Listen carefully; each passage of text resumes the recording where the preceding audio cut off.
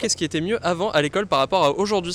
Avant, on apprenait l'histoire globalement de l'Antiquité, la préhistoire jusqu'à nos jours. Maintenant, il y a des pans de l'histoire qu'ils ne voient même pas. Est-ce qu'on nous cache une partie de l'histoire à l'école? On fait le point. Selon le journal Le Figaro, les programmes actuels privilégient l'histoire par thème plutôt que chronologique, ce qui rend des personnages comme Clovis, François Ier ou Napoléon et certaines périodes clés moins étudiées. Pour Dimitri Casali, écrivain spécialisé dans la vulgarisation historique, cette approche crée une histoire à trous où la chronologie se perd. Il devient alors difficile de comprendre comment et pourquoi surtout les événements s'enchaînent. Toujours selon Le Figaro, le nouveau programme d'histoire du collège, mis en place en 2016, vise à ouvrir les élèves aux civilisations extra-européennes, comme l'Empire du Mali, la Chine des Han ou l'Inde classique. L'objectif à travers cette approche, c'est de montrer que l'histoire ne se limite pas à l'Europe, même si certains pans de l'histoire de France sont désormais étudiés de manière plus brève qu'avant. Les bonnes nouvelles, pour les jeunes, l'histoire reste tout de même essentielle. Selon une étude de l'IFOP pour l'Observatoire Histoire et Vie publique, 77% des jeunes disent aimer leur cours d'histoire et 87% estiment qu'ils aident à comprendre le monde contemporain. Et selon vous, quelle période de l'histoire devrait-on absolument étudier? Dites-le nous en commentaire.